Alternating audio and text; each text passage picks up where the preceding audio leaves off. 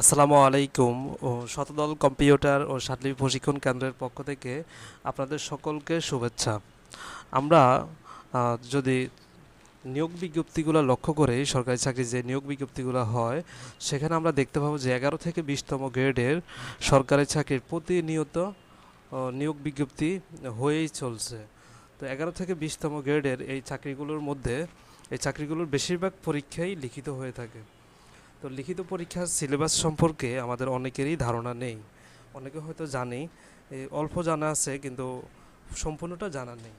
তো আমরা এক এক করে আজকে বাংলা, ইংরেজি, গণিত, সাধারণ জ্ঞান এই 4টা বিষয়ের লিখিত সিলেবাসটা আমরা দেখব। তো শুরুতে আমরা বাংলা বিষয়ের সিলেবাসটা দেখব। বাংলা আমরা শুরুতেই দেখব বানান। শুরুতে দেখব বানান। বানান বলতে এখানে শুদ্ধ অশুদ্ধ। আমরা যদি চাকরি পরীক্ষা দেখতে পাবো যে শুদ্ধ অশুদ্ধ থেকে প্রায় প্রশ্ন এসে থাকে।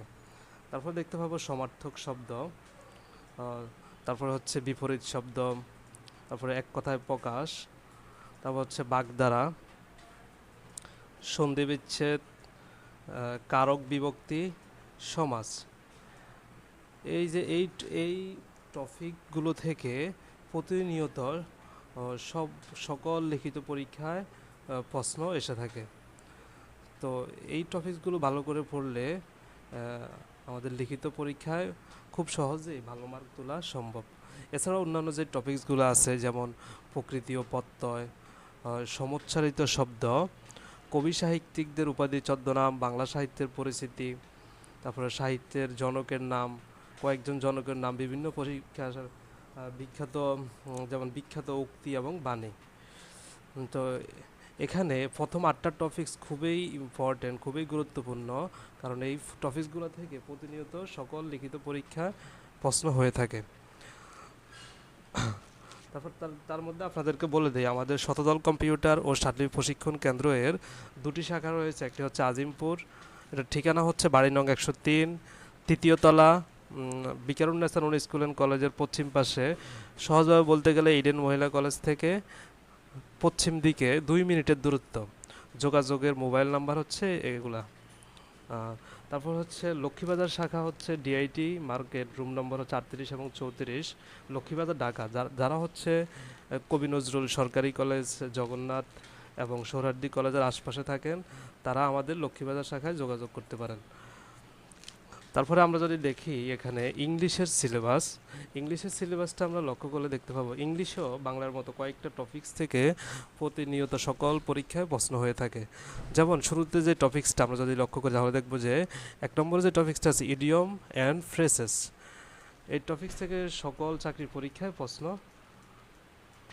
প্রায় এসে থাকে। তারপর হচ্ছে preposition, translation, transformation of sentence, voice correction, right form of verb, synonym antonym. এই টপিকসগুলো থেকে সকল চাকরি পরীক্ষায় প্রতিনিয়ত প্রশ্ন এসে থাকে। লিখিত পরীক্ষার জন্য এই টপিকসগুলো খুবই গুরুত্বপূর্ণ। এই টপিকসগুলোর বাহিরেও আরও কয়েকটি টপিকস আছে যেগুলো থেকে খুব কম প্রশ্ন এসে থাকে, যেমন স্পেলিং, তারপর হচ্ছে ওয়ান ওয়ার্ড সাবস্টিটিউশন, তারপর হচ্ছে number, gender, determiner, tense, article. তো ইংলিশের জন্য এই কয়েকটা টপিকস পড়লেই আমাদের আর অন্য কোনো টপিকস পড়ার প্রয়োজন নেই। তো যারা হচ্ছে আমাদের সম্পূর্ণ নতুন বেছে ভর্তি হতে চান, মানে আমাদের সম্পূর্ণ 11 থেকে 20তম গ্রেডের সরকারি চাকরির প্রস্তুতি সম্পূর্ণ নতুন বেছে ভর্তি চলমান রয়েছে। আমাদের প্রতিষ্ঠানটিতে শতদল কম্পিউটার ও শাটলি প্রশিক্ষণ কেন্দ্রে 11 থেকে 20তম গ্রেডের সরকারি চাকরির প্রস্তুতি, যেমন বাংলা, ইংরেজি, গণিত, সাধারণ জ্ঞান লিখিত প্রস্তুতির পাশাপাশি এখানে শাটলিপি এবং কম্পিউটার প্রশিক্ষণ প্রদান করা হয়ে থাকে। প্রশিক্ষণ শেষে সরকার অনুমোদিত সনদপত্র প্রদান করা হয়, যা সকল সরকারি চাকরির ক্ষেত্রে ব্যবহার করা যাবে। তারপরে আমরা যদি গণিত সিলেবাসটা দেখি, তাহলে আমরা দেখব গণিত হচ্ছে সরকারি চাকরির পরীক্ষার জন্য খুবই গুরুত্বপূর্ণ। আমরা যদি লিখিত গণিতগুলো লক্ষ্য করি, তাহলে আমরা দেখতে পাবো যে প্রতিটি প্রশ্নের জন্য 5 মার্ক করে দেওয়া থাকে। তো একটা যদি গণিত ভুল হয়, তাহলে আমাদের 5 মার্ক করে বাদ পড়ে যায়। তাহলে গণিতটা আমাদের সকলকে মনোযোগ দিয়ে পড়া উচিত। তো আমরা যে টপিকসগুলো যদি আমরা লক্ষ্য করি, তাহলে আমরা এখানে দেখব যে ঐকিক নিয়ম, নল ছোবাচ্চা, নৌকা ও স্রোত, সেতু ও ট্রেন, অনুপাত ও বয়স, সরল ও সংখ্যার সমীকরণ, সমীকরণ ও সমীকরণ সমাধান, শতকরা ও লাভ ক্ষতি, মুনাফা আসল, পরিমাপ, দূরত্ব উচ্চতা, ভগ্নাংশ, সরল ও মান নির্ণয়, উৎপাদক, সরল লসাগু গসাগু, বর্গমূল, গড়, বর্গবেগ। তারপর জ্যামিতি, জ্যামিতি থেকে খুব কম প্রশ্ন হয়ে থাকে। তো এখানে গণিতের জন্য যে টপিকসগুলো দেওয়া আছে, এই টপিকসগুলো আমরা যদি এ, পড়ি তাহলে এগুলোর বাইরে আমাদের আর তেমন কিছু পড়ার প্রয়োজন নেই। তো চাকরি পরীক্ষা যারা ভালো করতে চান তারা অবশ্যই গণিত এবং ইংরেজি এর উপর বেশি মনোযোগ দিবেন, কারণ গণিত এবং ইংরেজি যারা ভালো পারে তারা চাকরি পরীক্ষা অন্য বিষয়গুলা তেমন পড়তে হয় না, অথবা একটু মনোযোগ দিলেই হয়ে যায়। সেক্ষেত্রে আমাদের বেশি বেশি গণিত প্র্যাকটিস করতে হবে। আমাদের প্রতিদিন মিনিমাম 1.5 থেকে 2 ঘন্টা গণিত প্র্যাকটিস করতে হবে। আর গণিতটা প্রতিনিয়ত প্র্যাকটিসে রাখলে আমাদের হচ্ছে অন্যান্য বিষয়গুলা ইজি হয়ে যায়। তারপরে আমরা যদি সাধারণ জ্ঞান এর সিলেবাসটা লক্ষ্য করি তাহলে আমরা শুরুতেই দেখব বাংলাদেশ বিষয়াবলী।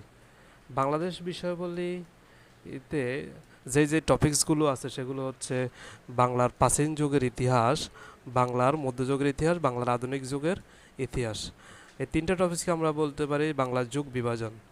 তারপরে আমরা দেখতে পাবো যে বাংলাদেশের মুক্তিযুদ্ধ, বাংলাদেশের সংবিধান, বাংলাদেশের সরকার ব্যবস্থা, বাংলাদেশের প্রশাসনিক কাঠামো, বাংলাদেশের কৃষি সম্পদ ও অর্থনীতি, বাংলাদেশের জনসংখ্যা ও খেলাধুলা, বাংলাদেশের জাতীয় বিষয়াবলী। তো বাংলাদেশ বিষয়াবলীর জন্য আমাদের এই যে 9টা টপিকস, এই 9টা টপিকস থেকে সকল চাকরির পরীক্ষায় প্রশ্ন হয়ে থাকে। তো বাংলাদেশ বিষয়াবলীতে ভালো করতে আমাদেরকে অবশ্যই এই টপিকসগুলোর কোনো একটিও বাদ দেওয়া যাবে না। প্রত্যেকটি টপিক্সের সাধারণ জ্ঞান, প্রত্যেকটি লাইন খুব ভালোভাবে পড়তে হবে, তাহলে আমরা সাধারণ বাংলাদেশ বিষয়াবলীর উপর পূর্ণ মার্ক তুলতে পারবো। তারপর যদি আমরা আন্তর্জাতিক বিষয়াবলী লক্ষ্য করি তাহলে আমরা এখানে দেখতে পাবো যে এখানে মহাদেশ পরিস্থিতি, তারপর হচ্ছে রাজধানী, মুদ্রা ও আইনসভা, মহাসাগর, সাগর, উপসাগর, বিশ্বের বিখ্যাত স্থান, দ্বীপ, প্রণালী, এই টপিক্সটা থেকে প্রায় প্রশ্ন হয়ে থাকে।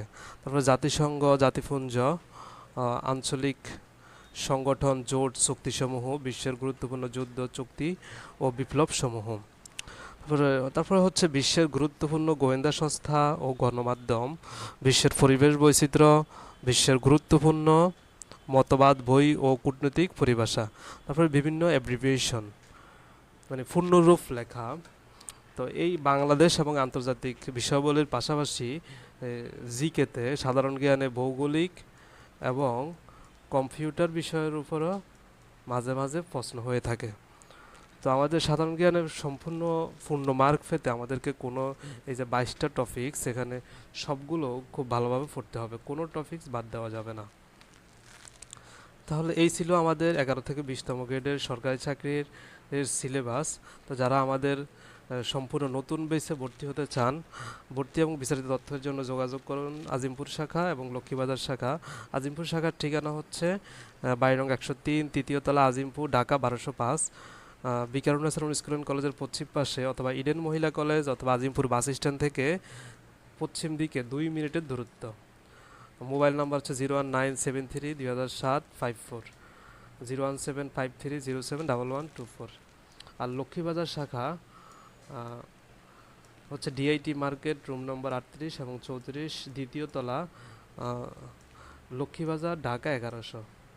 তো এখানে মোবাইল নাম্বার হচ্ছে 01837138969, 01560044810। তো যারা ভর্তি হতে চান দ্রুত আমাদের অফিসে যোগাযোগ করুন। সকলে ভালো থাকবেন। আল্লাহ হাফেজ।